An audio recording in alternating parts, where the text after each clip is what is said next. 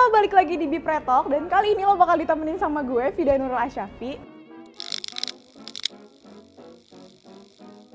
Kangen banget gak sih kalian ngobrol-ngobrol asik gini sama Bipre? Nah, kali ini kita bakal ngobrol di Stay Kopi-Kopian dan kita punya narasumber yang gak kalah asik sama episode sebelumnya. Penasaran gak sih kalian siapa? Karena narasumber kita kali ini punya pengalaman banyak banget di bidang social humanity di BINUS. Penasaran kan kalian siapa? Ayo kita cek orangnya. Nah, kita udah sama pembicara kita kali ini, yaitu Kak Riki Prasojo. Boleh dong Kak kenalin Kak Riki Prasojo ini tuh siapa sih? Halo semuanya, perkenalin aku Riki Prasojo, Vice Director of Teach for Indonesia Student Community atau TFISC.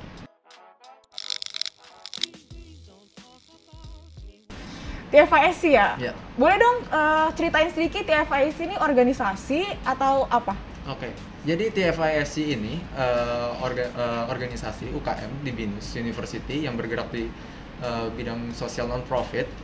Dan kita juga fokusnya ada 3, yaitu edukasi, health, dan environment. Dan juga aku mau ingetin juga buat teman-teman kalau TFI dan TFISC itu beda. Karena TFI itu adalah organisasi yang NGO di bawah naungan BINUS. Tapi kalau TFISC ini adalah UKM kemahasiswaan yang bergerak di bidang sosial non-profit.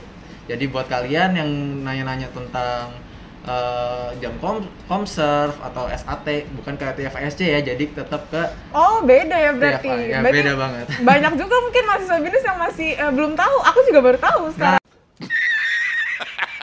Ternyata beda ya guys, TFI dan TFISC ini. Kalau boleh tahu nih ya Kak, apa aja sih event yang TFISC ini tuh selenggarain selama ini? Dan udah berapa lama sih TFISC ini tuh berjalan? Oke, jadi di TFISC ini kita kalau offline kita fokusnya ada di bimbel, ada di donor darah, ada PKM dan team building. Tapi dikarenakan sedang online sekarang, jadi kita mengurangi kegiatan yang offline dan nggak menyurutkan semangat kami untuk menebarkan kebaikan. Jadi kita ada bimbel online, kita dengan komunitas-komunitas anak-anak yang kurang mampu, kita ajari bimbel via online. Lalu juga ada PKM yang tahun lalu sama semua UKM yang ada di BINUS termasuk Bipre juga. Kita menggalang dana untuk gebrak waktu itu untuk APD. Lalu juga ada team building untuk mendapatkan lagi bond antara aktivis dan pengurus. Dan jatuhnya sekarang karena online, karena regional kita ada 6, ada Kemanggisan, Alam Sutra, ada Bekasi, Senayan, Malang, dan Bandung. Jadi team building ini lebih bisa mencakup semuanya sih. Jadi lebih kenal juga mungkin antara aktivis dan pengurus TFI ya. Bener banget. Berarti TFI adalah salah satu TFISC, beda. TFISC ini adalah salah satu UKM terbesar juga yang ada di BINUS ya. Ya, bisa dibilang gitu. Kalau dari event-event yang udah diselenggarain ini, apa aja yang paling banyak diminati sama masyarakat atau mahasiswa BINUS? Oke, paling banyak diminatin sejauh ini ya mental health, seminar mental health webinar. Jadi seminar mental health ini kita berfokusnya ini untuk memberikan seminar tentang seputar mental health yang topiknya juga relate banget sama mahasiswa-mahasiswa seumuran kita semua. Dan juga waktu itu salah satu yang paling banyak peminatnya karena ya topiknya relate banget, toxic relationship sampai sampai di perkuliahan di kita juga. Jadi ya mahasiswanya juga sangat excited banget malahan untuk mengikuti webinar tersebut. Karena ya emang ngerasain juga gitu ya, jadi kayak butuh ilmu-ilmu tentang mental health. Bener apalagi sekarang mental health juga lagi dikonserin banget sama masyarakat. Bener. Aku penasaran banget nih, tadi kan Kak Riki sempet nyebutin kalau misalnya ada bimbel online ya? Iya bener. Nah gimana sih Kak teknis bimbel online ini? Nah untuk bimbel online kita nyari komunitasnya, komunitas yang udah nyediain anak-anak dengan kurang mampu. Jadi komunitas itu kita approach, terus kita menawarkan jasa gimana kalau kita ngasih bimbel online buat anak-anak ini. Jadi anak-anak ini walaupun sedang pandemi gini nggak masuk sekolah, tapi kita tetap bisa ngasih pelajaran ke mereka seperti bahasa Inggris hingga matematika. Jadi kita meng-approach si komunitasnya tersebut gitu. Jadi nggak langsung ke anak-anaknya. Jadi berarti tetap yang ngajar itu langsung dari TFISC ini? Bener banget, jadi dari mahasiswa bakal ngajarin anak-anak ini mulai dari kelas 1 SD sampai 3 SMP.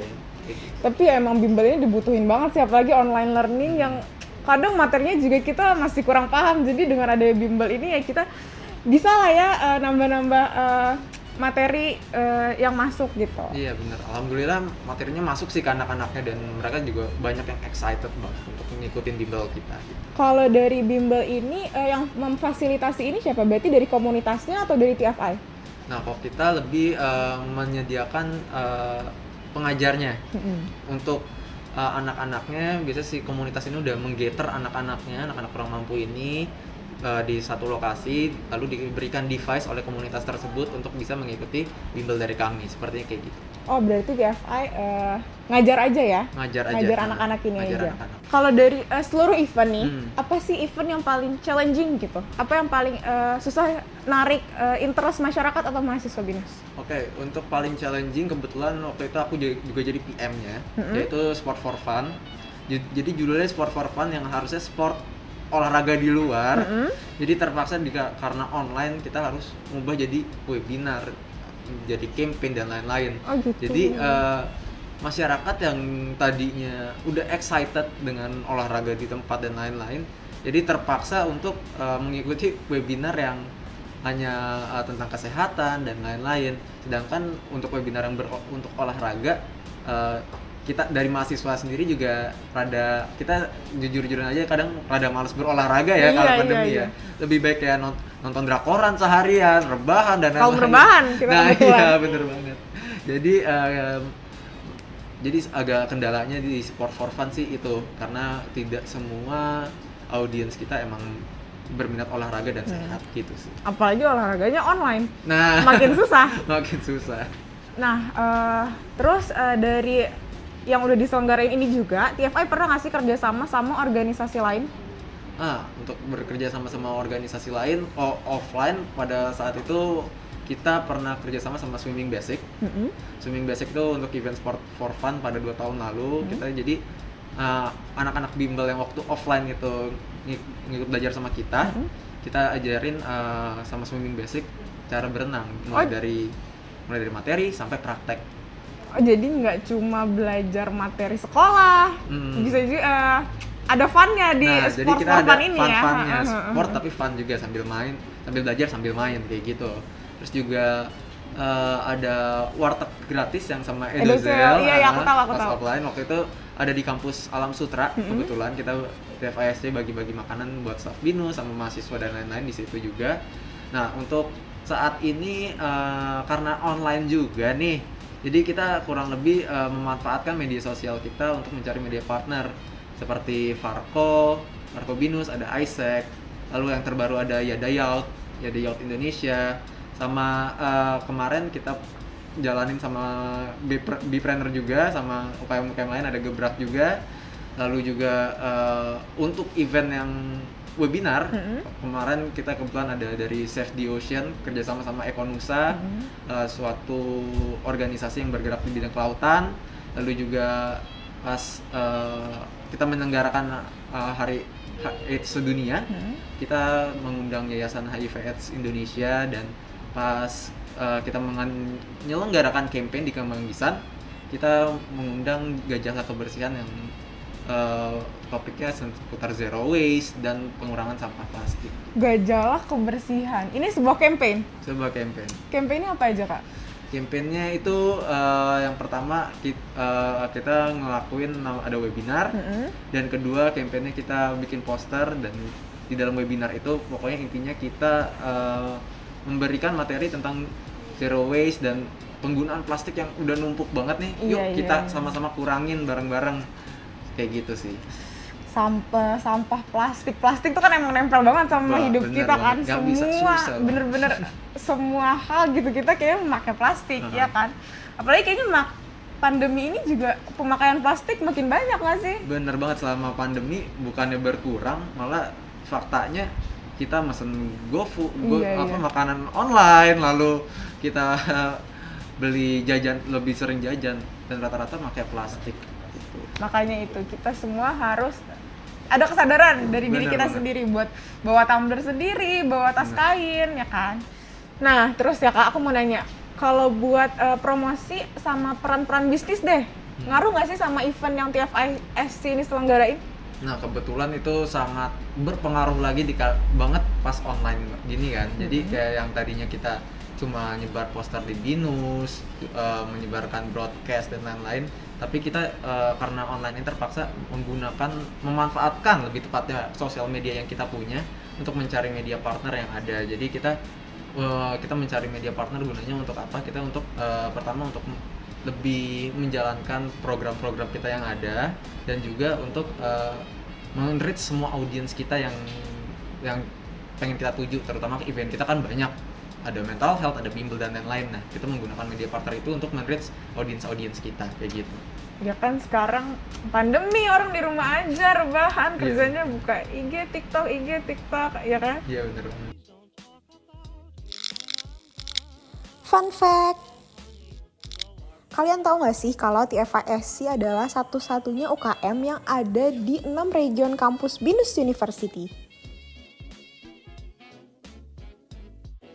Nah, Kariki tahu nggak sih, aku punya cemilan yang enak banget dicemilin pas lagi gabut, pas lagi nonton drakor, lagi rebahan, lagi nugas juga enak banget. Ada keripik talas dari Talasan. Nih aku kasih Kariki satu. Wah, rasa apa nih? Ini ada 3 rasa, ada original, balado, sama dark coklat. Jangan lupa cobain ya Kak. Oh siap, pasti saya cobain. Nah, sebelum lanjut ke sosmednya, aku pengen tahu dong tujuan utama dari TFISC ini apa sih? Ya sesuai dari yang awal tadi, kita ada 3, education, environment, sama health. Nah, tujuan kita ya intinya ingin mengedukasi masyarakat tentang kita jangan ignorance gitu. Masih banyak di sekitar kita ini yang sangat membutuhkan. Kalau bukan kita yang lakuin, ya siapa lagi gitu. Jadi kita berharap dengan adanya TFISC ini dapat membuka masyarakat yang masih ignorant tentang lingkungan, kesehatan hingga pendidikan. Dengan ada hadirnya TFISC ini dapat membuka mata mereka dan bisa terjun langsung ke dunia sosial untuk membantu kita semua. Jadi tujuan TFI ini mengedukasi masyarakat ya, lebih tepatnya ya. Bener nggak sih? Nah, dalam mengedukasi masyarakat ini kan tadi Kariki sempat nyebutin lewat sosmed juga ada. Ya kan, boleh nggak sih aku pengen tahu sosmed apa aja sih yang TFI gunain? Nah, kita paling sering dan paling banyak update biasa di Instagram, terus di website, dan juga di Spotify. Spotify itu yang podcast. Oke. Terus dalam mencapai tujuan ini, dalam mengedukasi masyarakat kan pasti butuh banyak banget engagement dari banyak orang, ya kan? Gimana cara TFI ini mengemas edukasi ini dalam sosial media? Oke, untuk dalam sosial media ini, kalau dari Instagram kita biasanya kadang kita bikin beberapa post tuh, yang post tentang fakta unik tentang edukasi, fakta unik mulai dari edukasi, environment, sampai health. Mungkin fakta unik seperti kondisi lingkungan ini sekarang lagi apa sih, lagi pandemi, kita nggak keluar rumah, lagi apa sih ini pandemi kan nggak tahu di luar lagi kenapa ya. Kita kasih info lewat post kita, lalu juga kita juga lewat Spotify juga memberikan edukasi tentang hal-hal yang biasanya kita dianggap tabu, sampai edukasi yang benar-benar tentang apa yang terjadi saat ini gitu loh di Spotify. Tapi kita paling banyak menggunakannya ya di Instagram sih. Salah satunya juga kita bisa info webinar kita kan banyak, ada mental health, ada Save the Ocean, ada campaign, pokoknya seputar health, education, dan environment. Jadi kita memanfaatkan banget Instagram ini sebagai info webinar buat kita. Terus dari sekian banyak yang udah dilakuin sama TFI untuk mengedukasi masyarakat, untuk ngasih tahu masyarakat tentang apa yang lagi happening di lingkungan kita, di dunia kita, di luar sana, menurut Kariki nih udah tercapai belum tujuan TFI selama ini? Tercapai, aku bisa bilang ya belum juga sih. Untuk binusian mungkin tercapai, tapi untuk masyarakat, goals kita yang utama sih sejauh ini untuk lebih dikenal masyarakat sebagai organisasi sosial non-profit. Nah, untuk itu kita masih harus bekerja lebih keras lagi. Untuk binusian tampaknya sih udah mencakup juga, karena kita selalu ada fun fact, ada berita-berita terbaru mengenai lingkungan hingga edukasi dan lain-lain. Jadi untuk mahasiswa Binus-Yan terutama menurutku udah tercapai, cuman masyarakat kita butuh lebih kerja lebih banyak lagi. Karena masyarakat cakupannya juga cukup luas kan benar ya. Banget.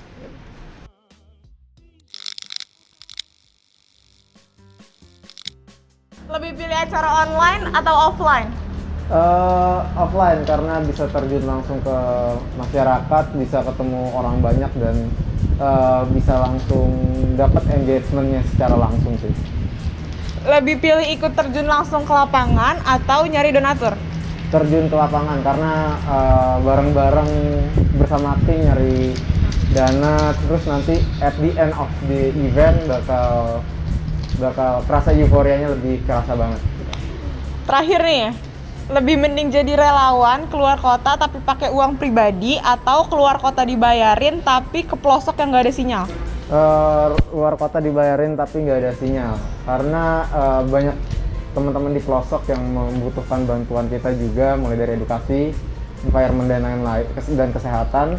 Dan aku berharap dengan kita masuk ke pelosok-pelosok yang masih kekurangan akses mulai dari internet dan segala macam, bisa membuat mereka nggak ketertinggalan dan kita bisa membantu mereka menjadi lebih baik lagi sesuai slogan TFISD, Together We Can Change Indonesia. Nah, sekarang kita bakal main game. Jadi aku punya 3 kartu yang isinya ini ada isu-isu tentang humanity. Kariki pilih salah satu dan aku minta pendapat Kariki tentang isu yang ada di sini. Oke. Boleh pilih salah satu. Wow. Limbah masker. Boleh dong Kak kasih pendapatnya gimana sih tentang limbah masker ini? Oke. Aku tahu. Limbah masker sebenarnya menurutku ada kurang, ada plus, ada minusnya. Plusnya dulu nih, kita yang enak-enak dulu. Enaknya ya plusnya masyarakat lebih banyak menggunakan masker nih, lebih aware dan gak ignorance juga lah tentang dengan menggunakan masker, karena masker penting banget di kala pandemi seperti ini. Iya, kan. betul. Tapi minusnya ya limbahnya ini nggak bisa kita hentiin menumpuk tiap hari. Malah dalam satu hari Jakarta itu bisa ngumpulin 1 ton sampah masker. Wow. Dan Sebanyak itu itu ternyata. sebanyak itu. Jadi masih masyarakat juga masih nggak tahu sebenarnya limbah masker ini tuh sebenarnya harus dipisah dengan limbah rumah tangga, karena ini limbah medis. Dan limbah non medis itu harus dipisah. Jadi ditambah lagi banyak oknum-oknum nakal yang memanfaatkan limbah ini untuk dibersihin lagi maskernya terus dijual lagi. Dan itu cukup sangat ini ya, nggak itu membantu higienis. penyebaran COVID Nah, lagi, bisa, ya kan? benar banget. Jadi ya dari pemerintah kita juga kemarin udah ada himbauan dari Kemenkes untuk tiap teman-teman memakai masker lalu sesudah pakai dirobek agar tidak bisa digunakan kembali, dan jangan lupa cuci tangan kalau udah pakai tuh kata Kemenkes. Dan juga menurutku untuk nanggulangin limbah masker yang udah banyak banget nih, kita nggak bisa mengolahnya lagi. Saranku masker kain kan sekarang di all shop dan tempat lain banyak banget kan. Dan sekarang tuh standar kesehatannya udah bagus, udah sesuai. Nah, aku saranin kita semua pakai masker yang kain agar mengurangi limbah-limbah masker ini, karena juga masker kain kan juga bentuk varian dan lain-lainnya lebih lucu dan unik. Bahkan lebih cocok sama outfit kita sekarang iya, ya, banyak warnanya gitu. Jadi ya sebenarnya nggak apa-apa sih kita pakai masker sekali pakai, tapi ya kita harus bijak juga makainya. Iya, benar. Gitu. Oke.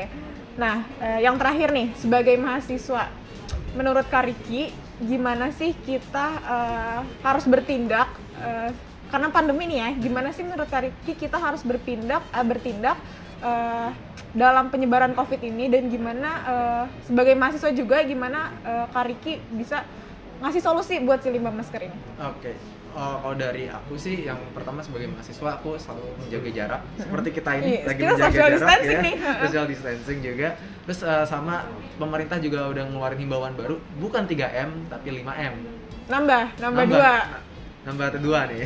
Jadi selalu mencuci tangan, terus selalu memakai masker, lalu juga menjaga jarak seperti kita, terus membatasi mobilisasi dan interaksi, dan terakhir juga menjauhi kerumunan, karena ya kita tahu lah COVID ganti tahun, COVID masih ada di sini, bukan berarti ganti tahun COVID hilang.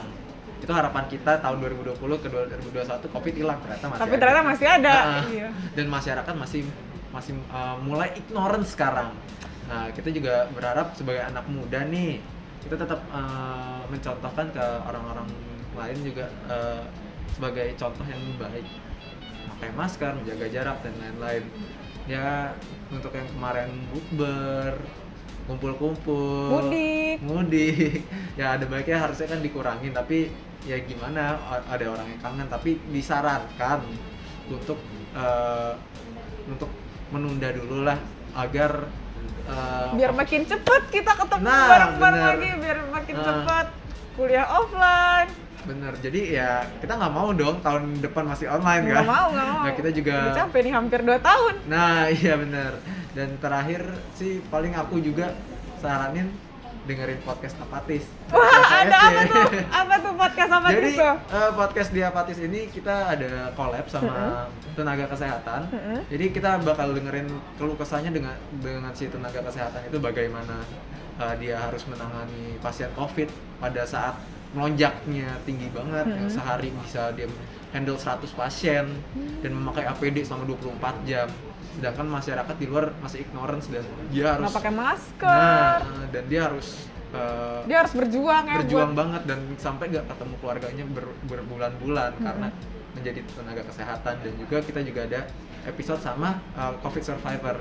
Jadi bagaimana dia terkenanya pada saat dia sering kumpul-kumpul, ternyata lalu dia di Wisma Atlet kondisinya bagaimana, kangen keluarga, dan keluarganya ke dia bagaimana, dan nih tanggapan lingkungannya terhadap dia bagaimana.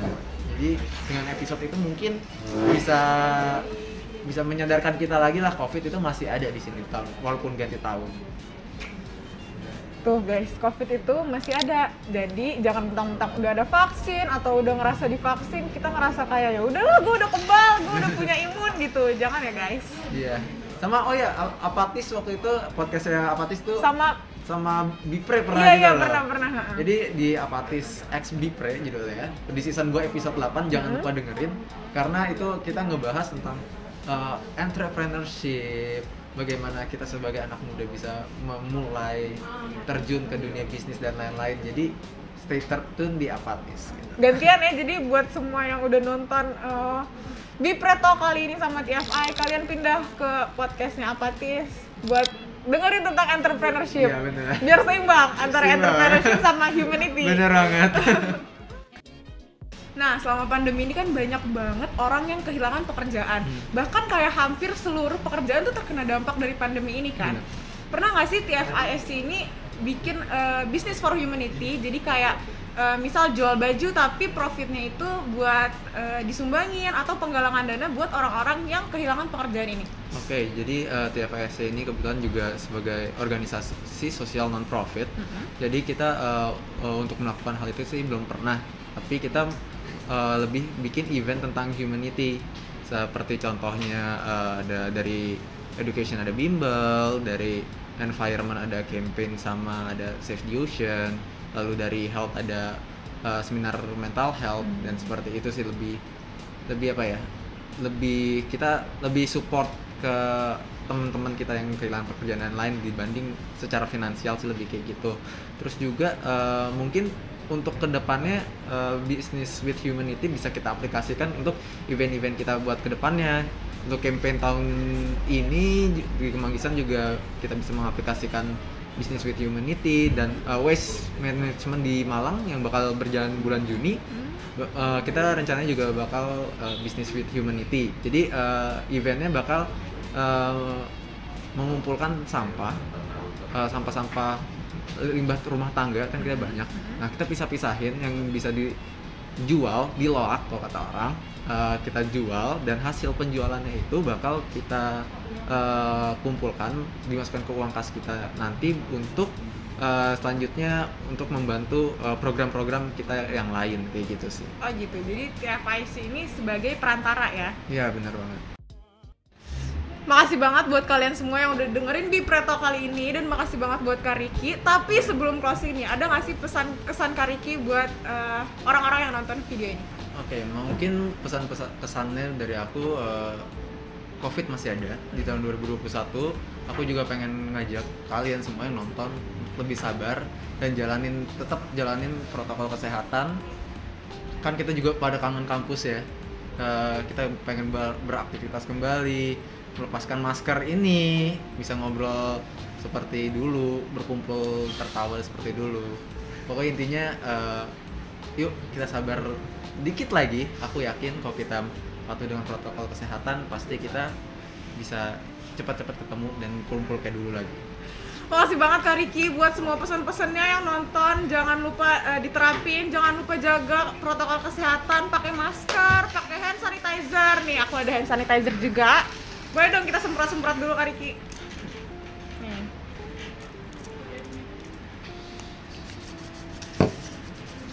Semoga bisa ngobrol-ngobrol lagi ya Kak nanti di lain waktu. Siap. Terakhir sebelum closingan. Iya, okay. Slogan Bipreneur ya. Oke. 1, 2, 3. Bipreneur From passion to business.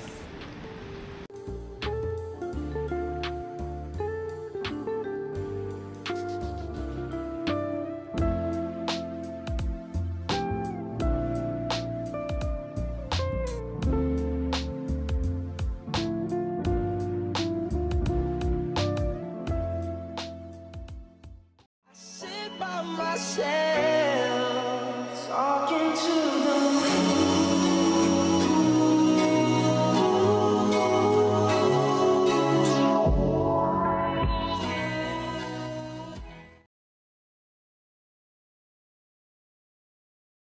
Jangan lupa like, comment, dan subscribe YouTube Bipreneur. Jangan lupa juga kalian follow semua sosial media Bipreneur dan cek video lainnya di sini.